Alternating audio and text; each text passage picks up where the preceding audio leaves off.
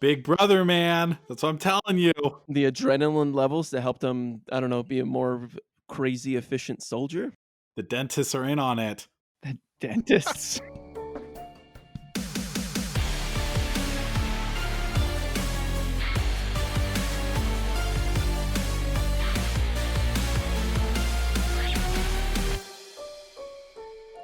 Welcome back to the What's Our Verdict TV podcast, where we fashion ourselves television judge and jury. My name is JJ Crowder. I'm here with my co-hosts Mattson Heiner, Better read than dead. Javier Ortiz, What is up, nerds? and Ian Anderson. Some shit. All right, so today we're discussing Westworld Season 3, Episode 3, The Absence of Field. So this episode, guys, seemed to be the episode where the show hits its strides, usually how it goes. We've now been introduced to most of the players, and now it's time to get things moving. So what do you guys think of this episode? Can I ask a question first? Sure. Can you tell me more about why they titled it this way? The titles have, maybe I just haven't been using my brain power enough. No, it's a good question. So all of Westworld's titles of the episodes have a little deeper meaning. This one is based on a poem called Keeping Things Whole by Mark Strand. And it's really kind of Caleb. After you watch this episode, you go back and read this poem, and it's kind of Caleb in a nutshell. I can read it for you. It's pretty short. It says, "In a field, I am the absence of field. This is always the case. Wherever I am what is missing. When I walk, I part the air, and always the air moves in to fill the spaces where my body's been. We all have reasons for moving. I move to keep things whole." So that's the poem. Wow. And that's what where the title comes from. That got real deep. I know, You right? came prepared, JJ. But I usually do. You know me. I always look up what the episode titles are based on, because it's always intriguing to me to see how they fit within the story.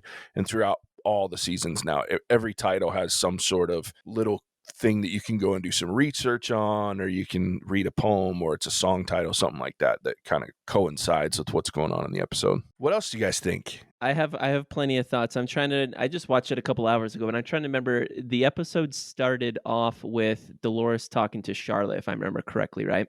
Correct. Yeah, her waking up. So, JJ, I want to know from you, because you're a resident Westworlder. Who is Charlotte? What's your speculation? My speculation, this is Teddy Flood. I'm not 100% sure on that. And to be honest, I kind of hope it's not, because I really liked where Teddy's character ended at the end of season 2. He shot himself in the head because he refused to be the bad guy that she needed him to be. She tuned him up into a super bad guy for a good part of that season. And then at one point he went against her and refused to keep doing it. And then he ended up shooting himself because he's like, I can't stop you because I refuse to go against you, but I also can't continue being what you want me to be. And I really liked how he ended. So I'm hoping it's not him, but my guess is it's Teddy Flood, because I don't know that she makes a statement at the beginning of this episode, "I trust you." And I don't know that there was anybody else besides her father that she trusted. And after her father's Pearl got used as the data uplink for all of the data coming out of the park, I don't think that she could have saved his Pearl and brought him back. So my guess is it's Teddy, because I think that's the only person she's ever trusted. And when they were talking about the 4 pearls, she said, "Why did you bring that one back?" Was that Bernard at that point that she hadn't brought back into the world, or was that maybe the Man in Black or someone different? So it was Bernard. You could see after she said that, she picked it up and dropped it into that white pearl casing. That's okay. Oh yeah, that's right. Yeah. It brought up his profile. That's right. Yeah. So we have 3 left that we don't know who they are. We know the one guy's in the security guard with Liam, and then the other 2 we don't know if she's done anything with, or if they're still sitting in that beautiful case that she built for them, sitting in that apartment. I mean, it seems like Dolores' mission now is to take over Delos, to make more, as she calls it, of her kind, to see them through. 'Cause I feel like she thinks there's going to be a war against her kind to just eradicate them. At least that's kind of the perception I got that this is building up towards. I think there's a little bit of that. I think mostly, though, when she's talking to Caleb on the dock, she talks about she wants to start a revolution. And, the big to do with this, the big reveal so far with this season is the fact that this Rehoboam is not just a machine that predicts. It's actually looking at these predictions and this data and saying they're worth this much, and this is who they are and what they're going to happen to them. And so based on that, like if you look at the screen when she was going through that, it said, he should never work anything but manual labor. He's not worthy of being married. They shouldn't let him get married. He shouldn't have kids. Like all of these things were chosen by a machine, right? And so it seemed to me that her goal now, as opposed to wiping out the human race, is to release the human race. And it kind of took a flip on its ear. Like, me, I'm a big Maeve fan, but I have this ugly feeling that Maeve, for at least a little while, is going to end up working for the actual big bad, which I think is this Rehoboam. And I think now it's about, Delores setting the human race free. She said, I want to start a revolution and I want to unplug the system. So basically she's wanting to get rid of Rehoboam so that everyone, including them, the machines and the hosts, can live according to those decisions and what they want. And to that point, though, what I thought was interesting is Caleb, after that kind of big reveal from Delores, talks about he was like, you're the first real thing that's happened to me. Do we know that he knows that she's a robot? I mean, I didn't think so, but maybe I'm just totally off there. But because I feel like his statement saying that Delores isn't real, but based off how she was talking to him and what she said, it would seem that he would know that. I don't think he knows for sure. If I had to guess, I think he's suspicious of something being up with her, because it was obvious in the beginning of the episode when they're in the ambulance, he's speaking a lot of medical jargon.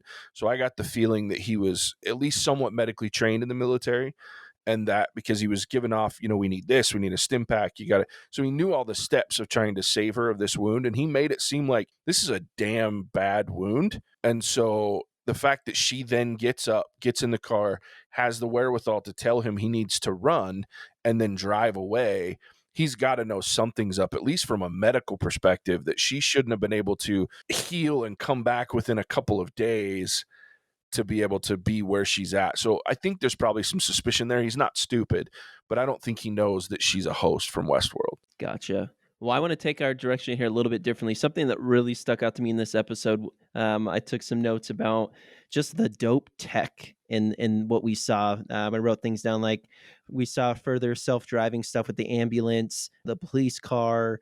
The police car overrode the ambulance. The gun that guy had that was like wrapped around his arm. The face scan to drive the car to like the cool buildings with plants on it. Just a bunch of stuff like that. To me, the world building again, I'm just in awe of what I hope our humanity is in like 30 years, but who knows? Yeah, I agree. A lot of cool tech. There was one thing about that I really liked was like the kind of Big Brother-esque environment that we're in, because like the police could override the ambulance. So it's kind of like a police state, and I think that really adds to the narrative that Delores is getting at, which is, no one really controls their own lives. And so instead of like waging war on the humans, she's waging war on people who like to put other people in cages. And I think that's cool. Yeah, I agree with you, Javier. I kind of flipped teams a little bit for a minute. Like I said, I want to see what happens with Maeve, but I'm all for what they've introduced for Delores, because it doesn't seem like she's just, raging, I want to destroy the world. She's all about getting rid of, this thing that's controlling everyone in such a terrible way. Though on the other side of that coin, it's kind of hard for me to believe that Delores is any better than the humans that she's fighting against. Watching her manipulate, I guess, who we're assuming is Teddy, right? It's true. I don't know. Like, I understand that there's like a goal and, an ends to a means, and, you got to get stuff done. But I mean, like, you can make that argument for anything, right? So I wonder if the end goal of this is to watch Delores become the thing that she hates, which I would find very interesting. Certainly could be. Ian, what did you think? I want some thoughts from you, sir. That's an excellent question. You mentioned the word raged, and the one thing that came to my mind is that scene where Caleb talks about his like worst memory. Delores kind of brings it up, and that's how she brings him into understanding, kind of the cage that he's in, and sets that. And just when he talks about how I'm not mad, like I'm enraged, like how good the acting was in that scene and how well he did with like going through that memory and presenting that out. That was something that came to my mind. Absolutely. I loved that diner scene. It was so good, the two of them, because you could see she was almost antagonizing them from the beginning when they're walking down the street, and he's like, where are we going? He goes, she just says, let me buy you some breakfast. You look hungry. And walks him, and it just goes off, and he just follows, right? And then immediately walks him into the worst place in the world for him. And then imagine that happening, your worst memory ever to that extreme, and someone can give you every single detail, and you've met them the day before or 2 days before, and they were dying in a tunnel, and they said maybe 2 sentences to you the entire time, and the gist of it was run, because now you're in trouble for helping me, right?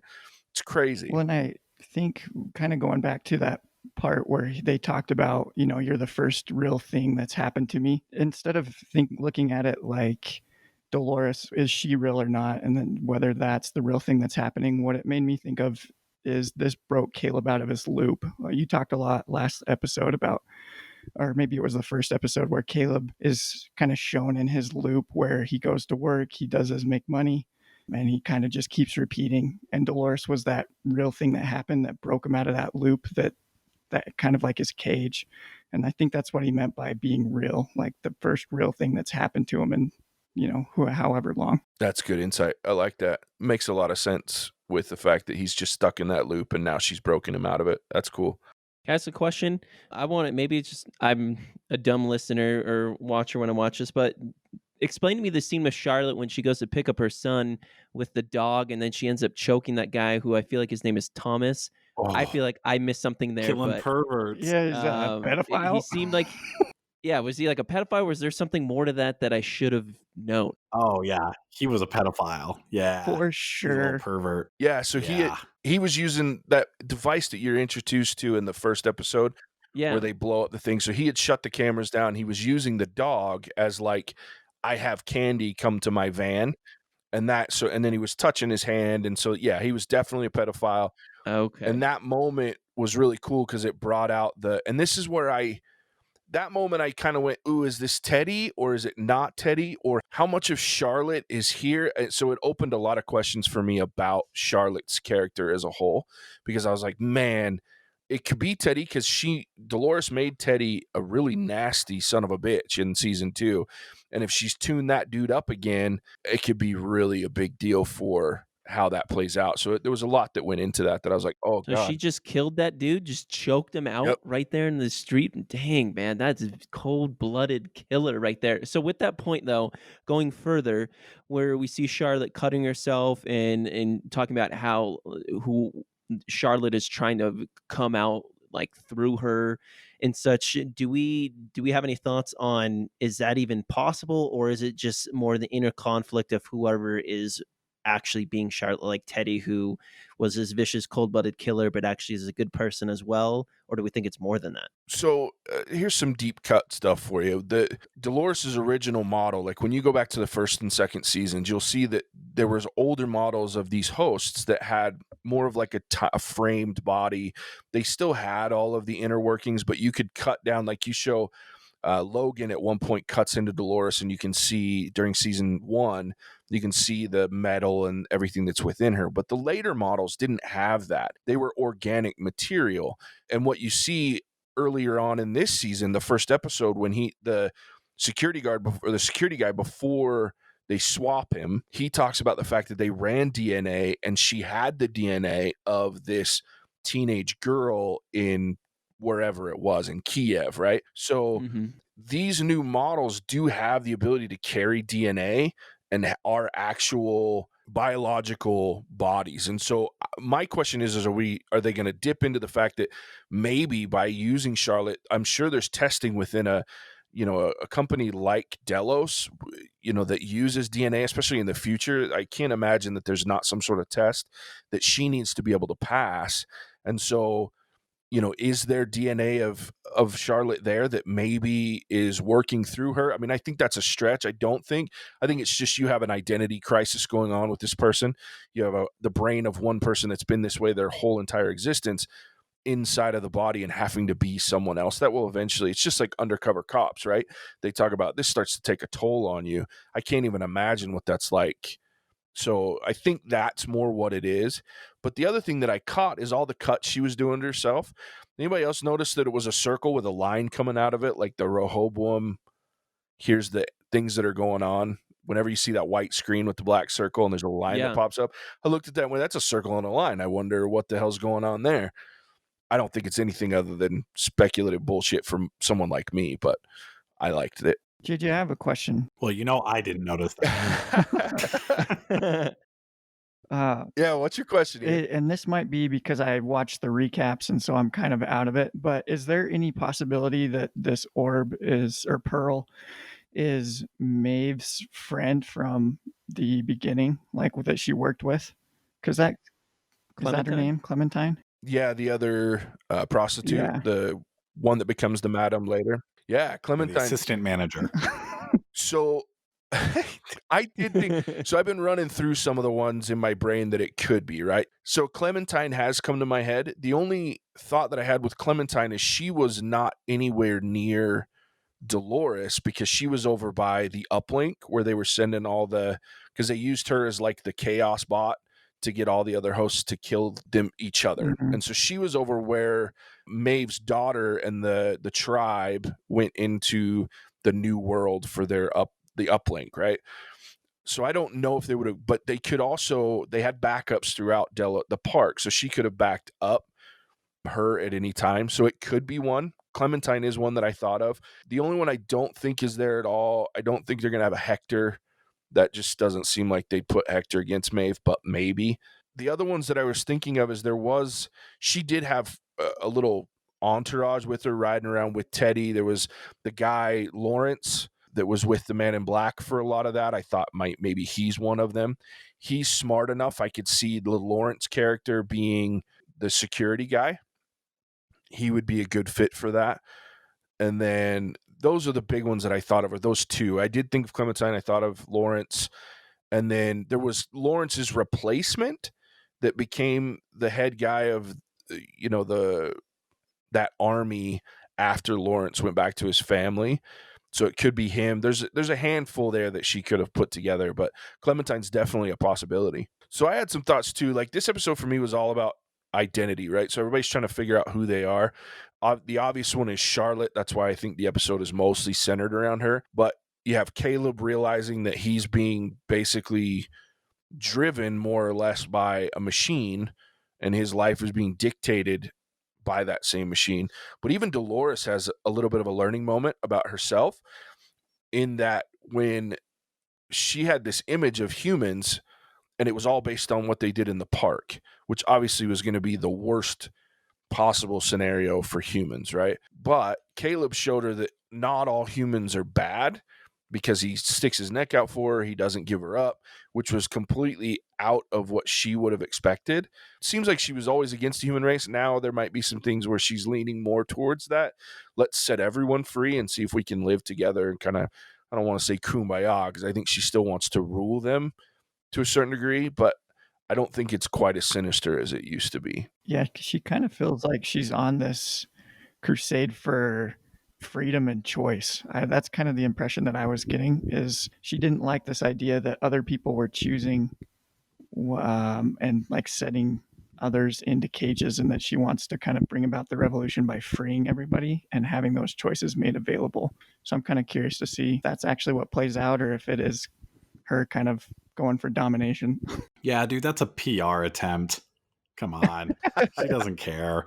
Also, I don't think that she knows the human race well enough to like judge them. And for like someone who's supposed to be super smart, like I think the whole like revolution is kind of a dumb idea, in the sense that she's basing it off of her experience with people, which is like a very small portion of humans who have gone to Westworld, who could afford to go to Westworld, and who are terrible people like that. So the 1%. So, yeah. So I guess, yeah, if it's shaping up to be like a war against billionaires, I'm like, okay, I guess I could get that. A bunch of poor people and robots fighting billionaires. Yeah, that's kind of cool. I was kind of excited about the big riot robot. I want to see where those go. Oh, It's me definitely too. gonna make appearance at some point. Yeah, what is that foreshadowing? A revolution. Big battle, I'm sure. Yeah, revolution. Some shit going down, that's for sure. No, that thing was way cool. And I like what you're saying, Javier, and I agree. At first I was like, she only has certain things to base human interaction off of and what she wants to treat Right. humans. Then I started thinking about the fact that we're bare minimum. Now I caught on to some little timing things, and I don't want to go down that road yet because that's really tinfoily shit at that point. But I did catch on to some time things, but we know that she's at the very least had that data from Insight for 90 days. So if she's had that for 90 days and she's been able to see, here's the 1%, here's the people that they're going to give as much leeway to and allow to do as much as they can. It kind of even, you think about the fact the guy that she took all that data from killed his wife, his first wife, was beating the hell out of his second wife, obviously, and nothing was happening to this guy, which happens a lot. But at the same time, how much did that system allow that to happen, right? Mm-hmm. So now she's got this new insight, for lack of a better term, on there's yeah, exactly. There's another outlook for her to say not all of them are bad, and I can see the ones that aren't good are doing this to the ones that don't even have an idea of what's happening, that they're being held back in certain ways and they're being driven to these terrible outcomes that probably would have naturally happened, but you just never know because they were never given a choice. So yeah, that insight's pretty interesting as well. On a lighter note, thought it was interesting to bring up when they were holding Caleb on the side of that building, and just so you could see how far robots had come, because his little helper robot that helped him like line that cable up on buildings and such, like walked up, and they all turned back, were like, oh, now what? And then that robot reached out, I think, for Caleb, and then it just fell off the building because they let it go or like pushed it. I was like, man, this is like the world's lamest robot ever. And then you see people like Delores and such that are obviously the technology's come a lot further, or that Riot robot that we're excited to see. I just thought that was funny because that robot was just like a wimp. Yeah, I was gearing up. I was like, oh, the robot's going to beat their ass. Go, George. Go, George. Then he just fell off the building. I was like, oh, well, that was anticlimactic, but it makes sense that the worker would only be there to save him from an industrial accident, not other people. Do you guys have any insight into what that was that they turned? Like, they talked about it being military grade. drip the drip system? system. Was that just a way for them to control, like, his physiology, or what? Big brother, man. That's what I'm telling you. The adrenaline levels that helped him, I don't know, be a more crazy efficient soldier. The dentists are in on it. The dentists? It's conspiracy, man. So I think with that, I think his was different because they talked about the fact that he was military grade. It would make sense to me from, a battle perspective, right? If you had a way that someone could turn down your heightened stress levels and kind of keep you calm, or on the flip side, drive your adrenaline up to get that fight or flight to the point that, you're maybe a little more tuned into what's going on. I thought from a military perspective, that's an interesting concept. It seems completely and utterly wrong to me, but an interesting concept. And it's obvious that everybody has one to a degree, right? Which to me, that's a great way for this Rehoboam to keep everyone calm, right? Or keep everyone controlled. If they start feeling a little bit too ambitious and there's someone they want to keep down, you can automatically start changing some things. Because obviously, if you can change the adrenaline, why can't you change endorphins and cause any other chemical imbalance that might drive them, right? Well, I also think it's probably from a data collection standpoint, if you can tell when somebody's got the heightened, they're scared, they're nervous, suddenly that's so much more data that you can pump in and see this is who this person is, this is what they're going to be like, this is what they're, afraid of. So I almost wonder if from a data collection point, that's not where it plays into the Roboam. Absolutely. Well, and Maybe. we've obviously learned that Rehoboam and Insight is all about the data, right? Because that's at the end with Charlotte meeting up with Seroc. He wants the park data. He wants everything that they transmitted out. Finding out she was the mole, she went to him. He wants that data. And then I start thinking about, but why would he want that data other than, he obviously has so much as it is, but there's two things that he doesn't have. He doesn't have data on the hosts, which that would give him. It would allow him to see the habits of the hosts, and Rehoboam would then be able to make a plan for each of them. And then on top of that, he wants the dirty little secrets, right? So you think about the Man in Black. This was a guy that when he talked about himself, especially in season 2, outside of the park, he was a philanthropist. He was a very nice, guy. He was obviously not a great husband, but he was he didn't mistreat his family. Didn't kill his wife and then beat the other one. Yeah, exactly. He did all the right things, but then you put him in the park and he's a sociopathic, murdering, raping son of a bitch. So how do you then get that data where all the data that you're going to see in the real world is based on the nice version of this man that he's been living? You don't get the side that, so all these 1%ers, you now have a little more information going, what are these people actually like when you put them in a situation that they don't have to put on a good face? So I thought those two pieces of data coming out of the park would be really interesting, and I can see why Seroc would want that. Is that a useful piece of data though? Because if someone were to like try to market me based on the way that I play Grand Theft Auto, like I probably wouldn't buy because I'm not a psychopath, but according to Grand Theft Auto, I am. Yeah, but remember, this isn't about marketing. This is about controlling someone's life and creating a world that's a better place, right? So if you see the Man in Black and go, here's a high-level executive partner, board member, whatever you want to call it, that is a psychopath and is at his core, do we really want him running one of the most powerful companies in the world? How do we then use this program that we've developed to change that, to change his life, change the projection of the world based on his stature in it? That amount of data can, again, go about doing to those people based on more truth than they have right now, like they've been doing with Caleb. Deep words. Man, so much stuff. So you guys want me to hit you with my tinfoil shit? Lay it on me. Hit it. Okay, so there was a statement that Delores said in the diner where she talked about Rehoboam has created a mirror world and mirror worlds that model the behaviors of everyone in the world. So everyone that has the data on that they've compiled through social media, through purchases, through TV, everything that they've done, that they have this data, that it's created mirror worlds. And it basically, my understanding of what she said was, this thing has created simulations where it lets everybody play out their lives.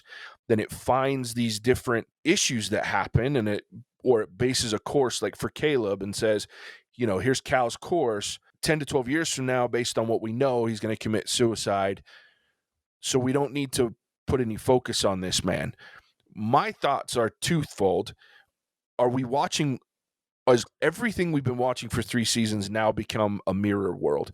Is it going to go back? Because I could see him at the end of this series going back and cutting back, and it's like all we did was watch one possibility of what could happen in the world based on this software, this AI, and its neural network creating a mirror world. On top of that, I personally, this is one opinion that I've come up with, one theory. I don't think Seroc's real. I think Seroc, the original Seroc, and Liam, his dad, I think they were killed. And I think Seroc is the real world representation of Rehoboam. Ooh. And that's what I think. I think that this AI, based on its level of intelligence and its ability to predict the future, has seen and done what we all know that based on all movies and television, all AI will end up doing is taking over the world. We've already talked, Delores has talked about the fact that, we have this little thing in our brain that makes us want to worship a god. Now we have this machine that fancies itself a god, thinks I'm in control of these humans. It's already proven that it can control them, but it needs a spokesperson in the world, right? So here's Seroc. I don't think the actual creators of this AI are alive anymore. That's my theory. That's deep. I'm sure something else will happen after next episode, but I will say that I am thoroughly excited to see the Man in Black next week. I've been missing him. Ed Harris is a genius. Yeah, I am looking forward to having him back. I'm kind of curious what they're going to do with him. Yeah, for sure. He looks like he's lost his shit completely, which makes sense. His wife's dead and he killed his daughter, so. And half the time he doesn't know if he's real or not. So any other thoughts? Any other things you want to talk about? Any other questions you got for my demented watch this episode 3 times mind? You've seen it 3 times? Oh, yeah. Dude, wow. I watched it at premiere. I watched it immediately after again, and then I watched it this morning. Damn. I got to pick up on all this shit, man. I was just kind of curious how it took us a whole episode for Delores to find out the name Seroc, but then this one gal and her team of experts, I don't know, we didn't see it. I think her name was Irene or something like that, is able to find out that Seroc is the person behind the hostile takeover of Delos in like half an episode without doing anything. So either Seroc wanted to hurt them to find out, or that was kind of a loophole for me. I had the same thought. I think my thought was they allowed someone to see all this. One, it's the first time they've been looking, right? They said they did it in microtransactions. So it's going to be small things with a bunch of different names. If you don't dig too deep, it just looks like little people or little companies buying into the company. Exactly. But when you start to look at it, that's where she figured it out. But I think there was some leading going on there, because the first thing that he says to Charlotte when she shows up is, where have you been? This, what's going on? Why don't I have my data yet? So I think it was a kick in the pants for her to say, I need to speak with you, and he needed her to know what he was doing in order for her to be in it. You're doing your job too well. You're playing your role too well, he also said. So I think you're right, Ian. I think that information was fed to a certain degree, which is why it was so easy to find. Okay. That at least makes me feel a little bit better about that. Yeah, I really do. I think it was purposeful to get her motivated to meet. So that was episode 3 of season 3. Yeah, I really enjoyed it. I'm looking forward to the rest of the season. 5 more episodes isn't enough in my opinion, but we'll see how it goes. Mattson, why don't you tell them where you can find us? Yeah, you can find us anywhere that you listen to podcasts, things like Spotify, Apple Podcasts, Stitcher. And in addition to that, we are on Twitter, Instagram, and Facebook. Check us out. Figure out what we're going to be posting and dropping every Monday from our movies that we like to do, in addition to obviously doing things of Westworld and whatever else we're going to drop. Check out our social media. Come give us a follow. Give us a subscribe on Apple or Spotify, and also leave us a review. We want to hear from you, and also want to know if there's other things you want us to review. Give us a look. Definitely. Thanks, Mattson. Yeah, guys, reach out. Also, if you have requests, our email is hosts@whatsourverdict.com. We'd love to hear from you, hear your theories on Westworld, talk about what movies, TV shows you want us to watch, anything like that. So thanks, guys, and we'll catch you on the next one.